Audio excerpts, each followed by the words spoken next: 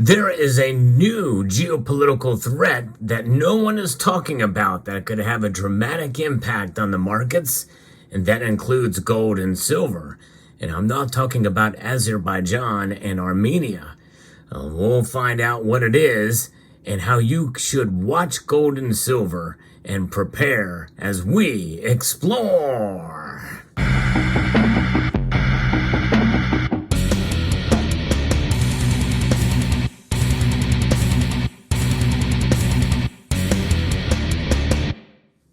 Folks, I believe that this conflict that I'm going to be talking about, or this tension that we're starting to see on this side of the world in the Western Hemisphere, that very well could play out and perhaps even spin into World War III, which is why we should be watching gold and silver during these times, because the world is a powder keg. You know, you heard me talk about in the opening about Azerbaijan and Turkey. They are at war. In fact, the latest news there is that they're agreeing to change and maybe exchange some POWs, some prisoners of war. But nonetheless, there's another conflict that is brewing, and the United States very well may be directly involved in this. And this is something that is quite scary to think about. I'm going to be reporting from Barron's on this, and I'm going to talk about how it could relate to gold and silver as we are getting close to capping off 2023 for something that really goes back to 2015 here in the history of this. But geopolitical tensions are very important to pay attention to, especially with regards to how they can affect the gold and silver markets. If you enjoy content like this, where I bring you the latest news, not only in terms of the gold and silver, but things that can affect gold and silver prices, as we have seen, especially with the latest geopolitical tensions in the Middle East between Hamas and Israel. Well, I hope you will consider subscribing to the channel and pressing the thumbs up button if you find value in the content I provide. Reporting you from Barron's, U.S. holds military exercises in Guyana. Yes, in Guyana, it's South America, as border tensions soar. The United States said it will carry out military flights in Guyana in a joint operation as the South American country faces soaring tensions with neighboring Venezuela over a contested oil-rich region. This is breaking news, folks. In collaboration with the Guyana Defense Force, the United States Southern Command will conduct flight operations within Guyana on December the 7th. The American Embassy in Guyana said in a statement, noting the flights are part of a routine engagement to enhance a security partnership between the two countries. A border feud has recently spiraled over the oil-rich Essequibo region, controlled by Guyana for more than a century, but which Venezuela also claims and has voiced intent to take over. In fact, they pressured to even put it up to a vote. The long-running dispute over Essequibo, which comprises some two-thirds of Guyanese territory, has intensified since ExxonMobil discovered oil there in 2015. Venezuelan President Nicolas Maduro has raised the pressure in recent days after gaining overwhelming support in a referendum on Essequibo's fate that was held on Sunday. Overwhelming support from a dictator who basically got elected fraudulently back in 2018. Most of the world condemned that election, and now he's saying that this referendum has got overwhelming support. I call BS on that. But Essequibo is home to 125,000 of Guyana's 800,000 citizens. Litigation is pending before the International Court of Justice in The Hague over where the region's border should lie. So that's the latest there. The United States is holding exercises and could potentially get involved. And of course, we know where Venezuela's allegiance lies with the BRICS nations and that part of the world. They have a relationship with Iran, Russia, and the like. And so if there is any military intervention here, the United States over oil, for our interest and for the interest of the Guyanese, well, could this potentially spark World War III or get us even closer to that? You know, I think there's a lot of different areas where sides are being chosen, and you start to see those sides, and once folks that work together, countries that work together, even though it was loosely, even with some differences in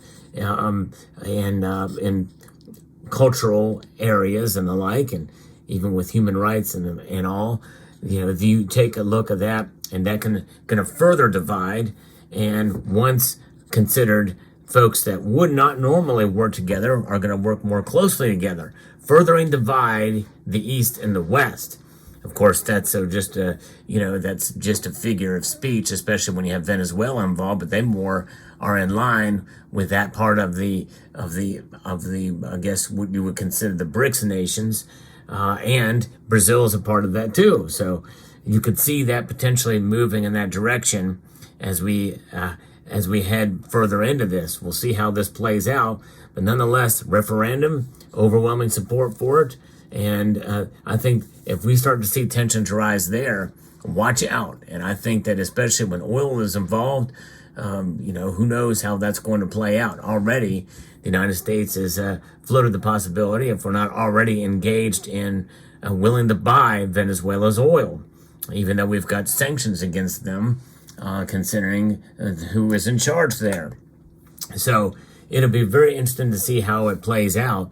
But I think that gold and silver, especially with one more area of tension, especially if Venezuela was to invade that region, if they were to invade that region, I think that we could see gold and silver prices rise, because then we would have essentially 3 wars happening at the same time, which espouses us to really closer to the definition of what could be a world war, because there's proxies, and there's Iran funding Hamas and Hezbollah and the Houthi rebels, and then the United States funding Israel, and then the United States funding Ukraine, and then Iran working with Russia.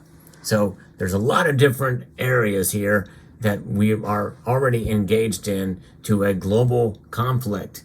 And this would bring it to the Western Hemisphere if this were to occur.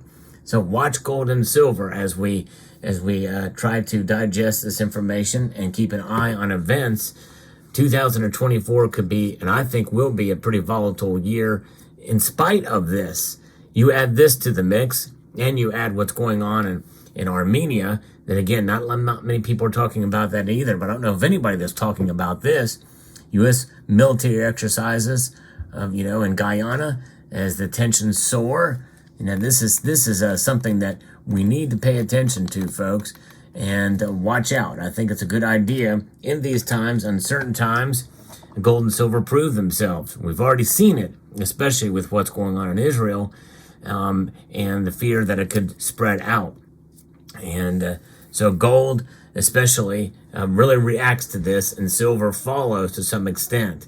So I think that it's a good idea to watch these metals and watch the prices as events unfold in that region, in that part of the world. As we know that Venezuela has a long history now, dating back to the last century, of indeed socialism and running their country into the ground by their own fault, by who they elected first and then who became dictators to follow. So, but they've got some gold that repatriated their gold when Hugo Chavez was president, and Maduro would like to get the rest of it out of the Bank of England. But there were some real troubles in that part of the world, so we'll keep an eye on it.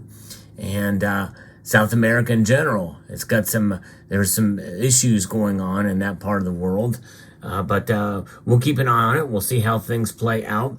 But nonetheless, this is what gold and silver are for. They're for us as an insurance policy against events such as this that could have an effect on the markets. So this is why we stack. Now, gold and silver today are not really reacting to this news in terms of the price a whole lot. They're kind of anticipating other news coming. But this is something that very well could heat up to a point where we see the prices of the markets take a decidedly move, and likely it's going to be up rather than down.